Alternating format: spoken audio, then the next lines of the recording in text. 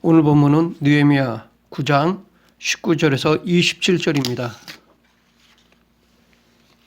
1차 포로 귀환은 스룹바벨을 중심으로 이루어졌고 이들은 돌아오자 성전 재건을 시작했습니다. 성전을 재건하는 중에 중단되기는 했지만 다시 하나님의 은혜로 성전을 완공했습니다.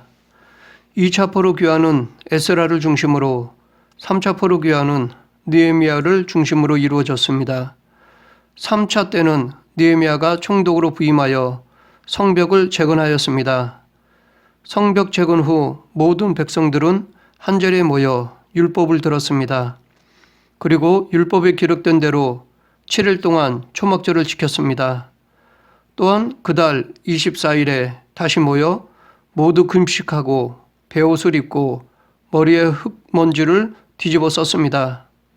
그리고 모든 이방 사람들과 관계를 끊고 서서 자기들의 죄와 조상들의 허물을 자복하였습니다.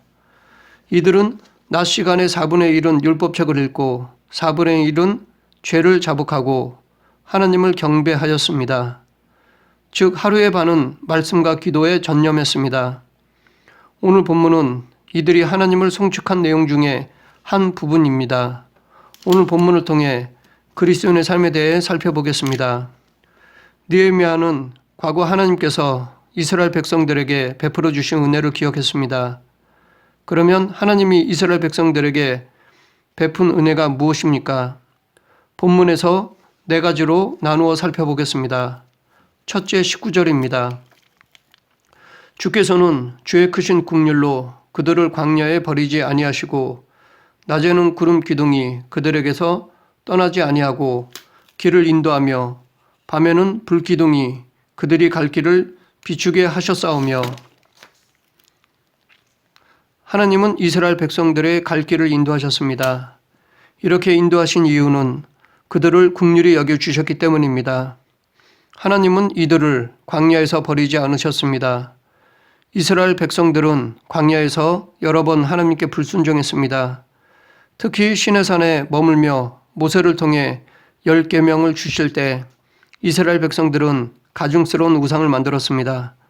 하나님의 형상을 만들어 섬기려 했습니다. 그러자 하나님은 모세에게 그들을 진멸하고 너를 큰 나라가 되게 하리라 라고 하셨습니다. 그러나 모세가 긍휼을 구하자 하나님께서는 그들을 다시 당신의 백성으로 삼아주셨습니다. 이뿐 아니라 그 후에도 이스라엘 백성들은 하나님께 가증스러운 행위를 하였습니다. 그로 인해 하나님은 이들을 징계하셨지만 이들이 회개하면 다시 긍휼히 여겨주시어 끝까지 인도해 주셨습니다. 그것도 낮에는 덥지 않도록 구름 기둥으로 밤에는 춥지 않도록 불 기둥으로 보호해 주시면서까지 인도해 주셨습니다. 이렇게 친절하게 광야에서 불편함 없도록 넷낭방 시설을 갖추어 주셨습니다. 계속해서 하나님께서 이스라엘 백성들에게 베푸신 은혜는 둘째 20절입니다. 또 주의 선한 영을 주사 그들을 가르치시며 주의 만나가 그들의 입에서 끊어지지 않게 하시고 그들의 목마름을 인하여 그들에게 물을 주어. 하나님은 이스라엘 백성들을 가르치셨습니다. 다시 말해 그들에게 영의 양식을 주셨습니다.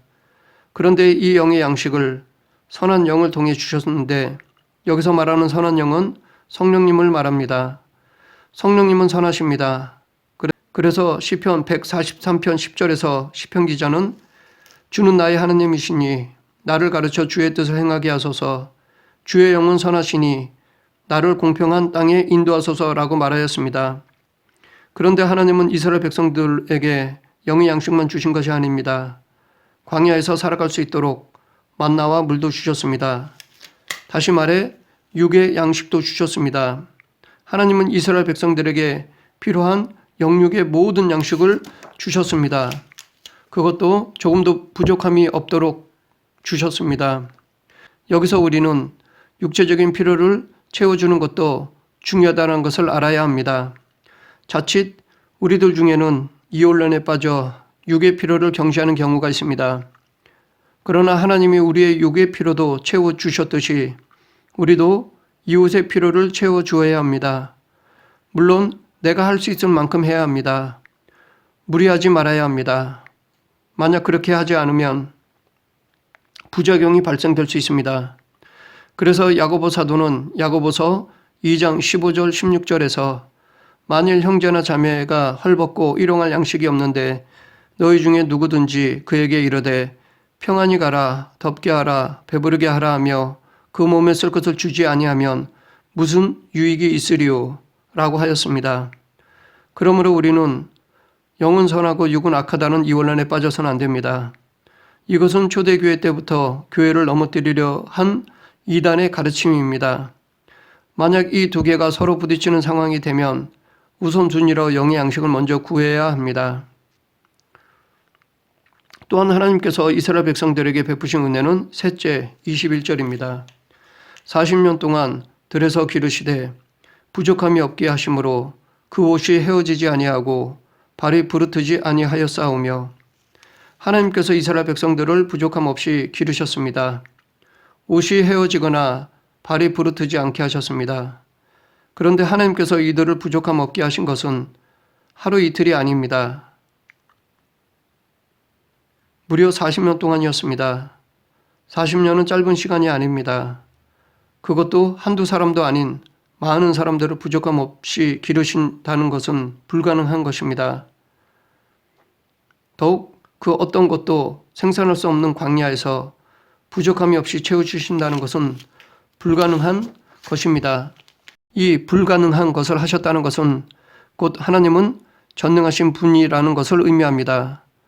이처럼 하나님은 전능하시기 때문에 아무것도 없는 허허벌판의 광야에서도 푸른 풀밭과 쉴만한 물가로 양을 인도하며 기르시는 목자처럼 그 많은 이스라엘 백성들을 그것도 40년 동안 기르셨던 것입니다. 그러므로 하나님만이 우리의 참 목자 되십니다. 또한 40년 동안이라고 기간을 정한 것은 하나님이 역사의 주관자이심을 말하는 것이기도 합니다. 즉 하나님은 이스라엘 백성들을 광야에서 무작정 있게 하신 것이 아니라 처음부터 40년이라는 기간을 작정하셨습니다.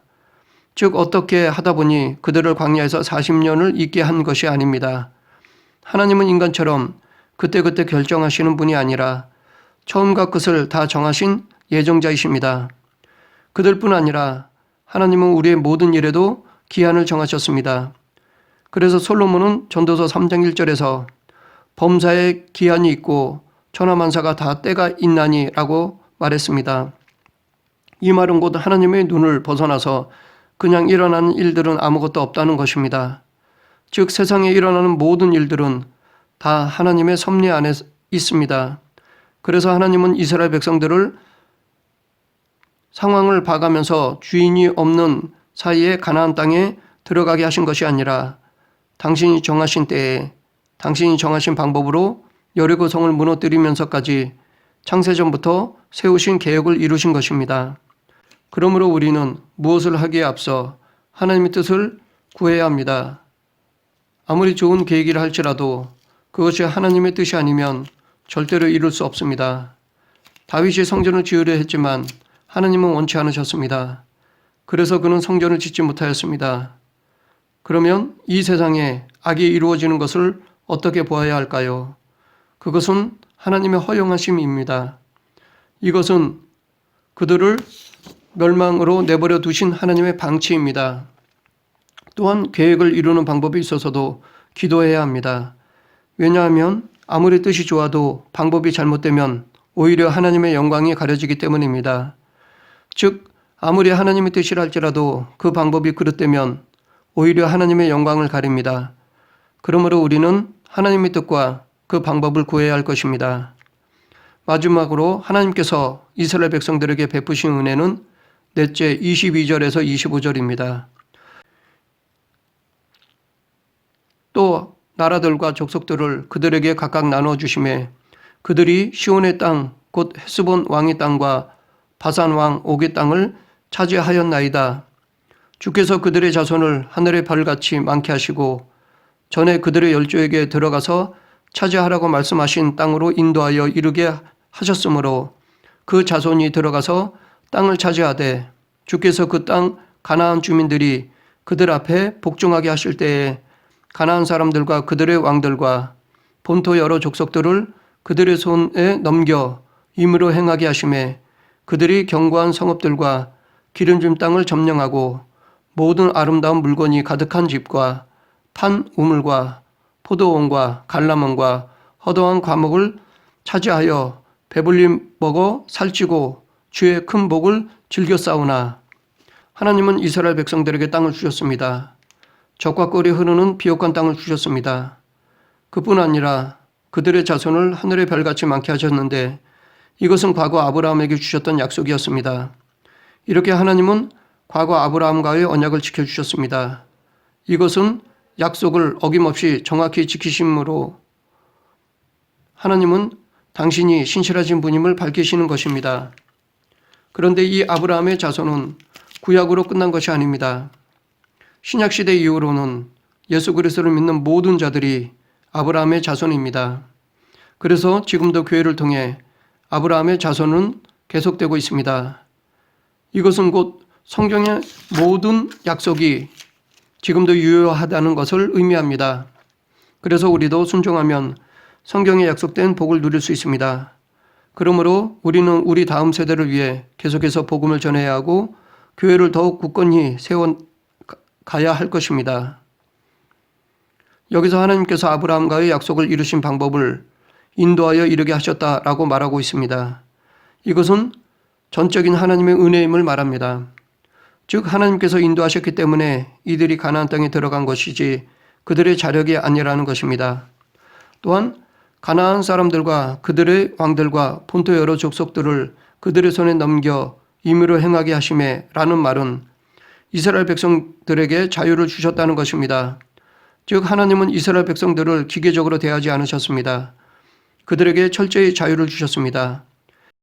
이는 마치 창세기 2장 15절부터 17절에서 에덴 동산의 모든 것을 아담에게 맡기신 것과 같습니다. 이것은 이스라엘 백성들에 대한 인격적인 대우입니다. 또한 최고의 사랑의 표현입니다. 이것은 지금 우리들에게도 마찬가지입니다. 우리들에게도 자유롭게 맡겨주신 것들이 많이 있습니다. 우리는 이것들을 통해 하나님을 경배해야 합니다. 하나님께서 주신 목적을 이루어야 합니다. 그러면 그것들이 복된 도구가 되기 때문에 하나님은 더 풍성히 채워주십니다. 그러나 이것들을 가지고 하나님을 경배하지 않는다면 또한 이것들로 하나님의 목적을 이루지 않는다면 오히려 화가 될 수 있습니다. 그렇게 되면 오히려 없는 것보다 더 못하게 됩니다. 왜냐하면 우리에게 자유로 맡긴 것이므로 그에 대한 책임도 우리에게 있기 때문입니다. 그래서 불순종하여 하나님께 징계를 받으면 그에 대해 어떤 불평이나 불만을 할 수 없습니다. 죄에 대한 모든 책임은 전적으로 인간에게 있기 때문입니다. 그러므로 우리는 우리에게 자유롭게 맡겨진 것들을 하나님의 영광을 위해 사용해야 합니다. 지금까지 하나님께서 이스라엘 백성들에게 베풀어 주신 은혜에 대해 살펴보았습니다. 다음은 하나님의 은혜에 대한 이스라엘 백성들의 반응이 나오는데 오늘 본문 26절입니다.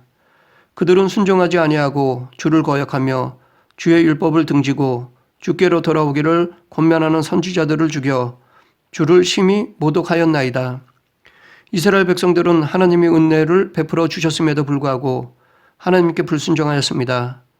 여기서 주의 율법을 등지다라는 것은 하나님의 말씀을 버리는 것을 의미합니다. 하나님의 교훈을 무거찬 것으로 여기는 것입니다. 그럼에도 불구하고 하나님은 불순종하는 이스라엘 백성들을 사랑하기에 죄로 인해 죽어가는 모습을 보고만 계시지 않으셨습니다. 선지자들을 세우시면서까지 다시 돌아오게 하여 구원하시려고 하셨습니다. 그러나 이스라엘 백성들은 구원의 마지막 보루인 선지자마저도 죽였습니다. 여기서 우리가 알아야 할 것은 하나님의 종이라고 결말이 즐겁게 끝나는 것만이 아니라는 것입니다. 어쩌면 인간적으로 보면 그들의 삶이 더 비참해 보일 수도 있습니다. 예수님께서도 순환당하셨습니다. 비난과 조롱을 받으셨습니다. 제자들도 그랬고 기독교 역사를 보면 하나님의 일을 한 많은 사람들이 피를 흘렸습니다. 그러나 그들이 흘린 피가 헛된 것이 아니었습니다. 그 피가 씨앗이 되어 지금의 많은 교회가 설 수 있었습니다. 그래서 예수님께서는 당신의 제자가 되려면 자기를 부정하고 자기 십자가를 지어야 한다고 말씀하셨던 것입니다.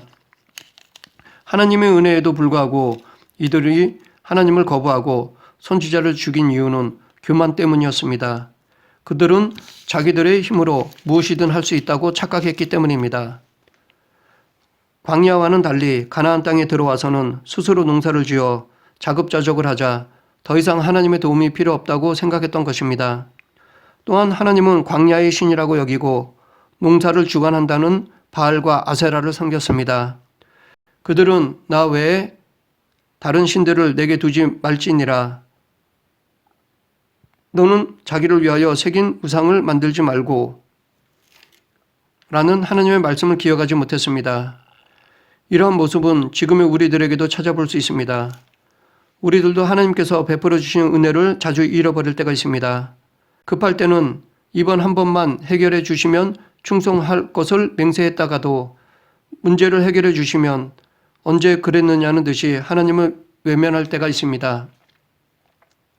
그런데 이것은 사탄의 교묘한 술책입니다. 사탄은 처음에는 핍박이라는 도구로 기독교를 말살하려고 했습니다. 그러나 실패했습니다.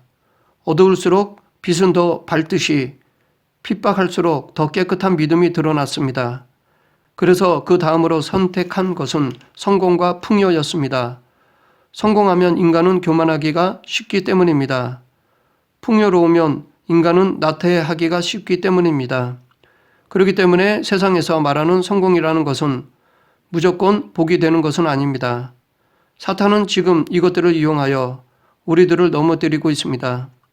그러나 우리가 하나님의 주권을 인정한다면, 말씀을 기억하면 교만하거나 나태하지 않을 수 있습니다.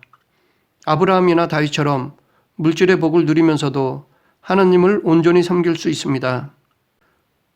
오늘 본문에서 이스라엘 백성의 불순종에 대한 하나님의 반응에 대해 말하고 있습니다. 27절입니다. 그러므로 주께서 그들을 대적의 손에 넘기사 그들이 곤고를 당하게 하심에 그들이 환난을 당하여 주께 부르짖을 때에 주께서 하늘에서 들으시고 주의 크신 긍휼로 그들에게 구원자를 주어 그들을 대적의 손에서 구원하셨거늘. 하나님은 불순종하는 이스라엘 백성들을 징계하셨습니다. 그런데 여기서 하나님께서 심판하시는 방법 중에 하나가 나오는데 대적자의 손을 사용하시는 것입니다.